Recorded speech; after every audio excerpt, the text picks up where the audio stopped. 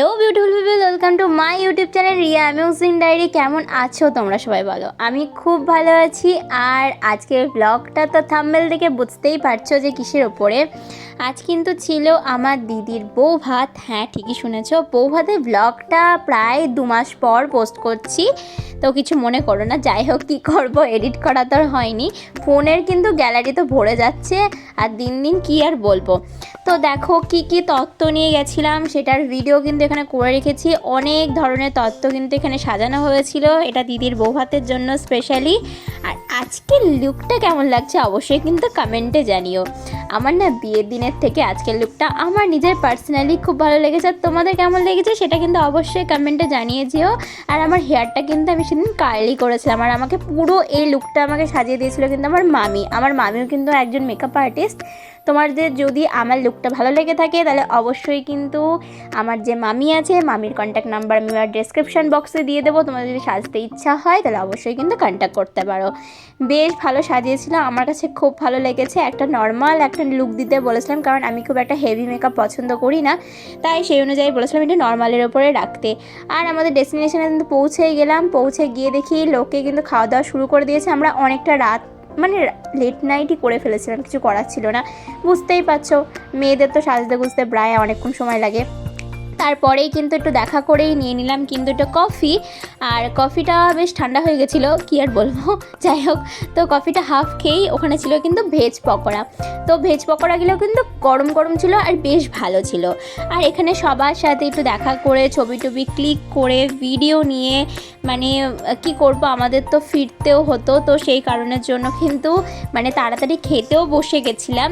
আর এদিকে দেখো সবাই কত ফটো তুলছে, আর এদিকে আমি যে ভিডিও করছি আমার ভিডিওর মধ্যেখানে সবাই সেটুকু হাই হ্যালো করতে বলছিলাম, তো সেটাই আর কি ওরা করছিল।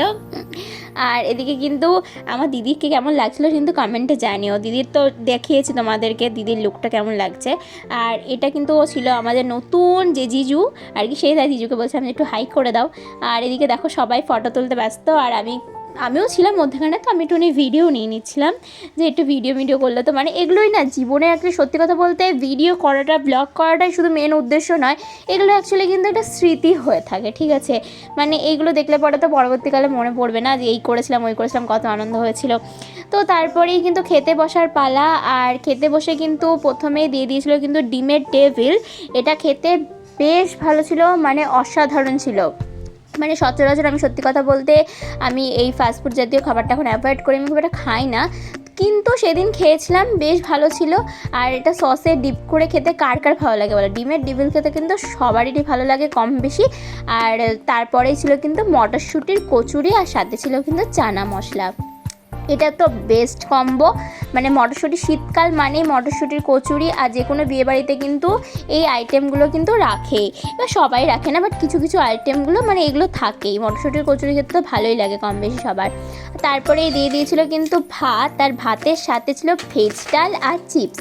এর মধ্যে যদি একটু লেবু চিপে নেওয়া যায় আর কি চাই, এটা তো একটা স্বর্গ একরকম, তাই না? তো এইটাই খেয়েছিলাম। আর এটা মাখিয়ে নিয়ে একগাল মুখে দিতেই জাস্ট অসাধারণ অসাধারণ, মানে মুখের মধ্যে মিলিয়ে যায়। তারপরেই একটা ফেমাস একটা ডিশ, সেটা হচ্ছে যে গন্ধরাজ কাতলা। গন্ধরাজ কাতলাটা না, এটা অ্যাকচুয়ালি আমি মানে অনেক বিয়েবাড়িতে খেয়েছি, বাট রিসেন্ট দেখছি এটা খুব ফেমাস হয়ে উঠেছে, মানে গন্ধরাজ কাতলা। যাই হোক, তো তারপরে দিয়ে দিয়েছিল কিন্তু ফ্রাইড রাইস, আর সাথে ছিল চিকেন। তবে আমি যেহেতু অনেস্ট রিভিউ দিচ্ছি, তাই অনেস্ট রিভিউতে বলবো চিকেনটা একদম ভালো ছিল না। সত্যি কথা বলতে একদমই ভালো ছিল না চিকেনটা খেতে।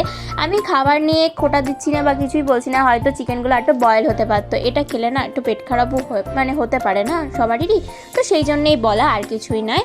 তো তারপরে ছিল চাটনি, পাঁপড়, আর সাথে ছিল মিষ্টি। So tata.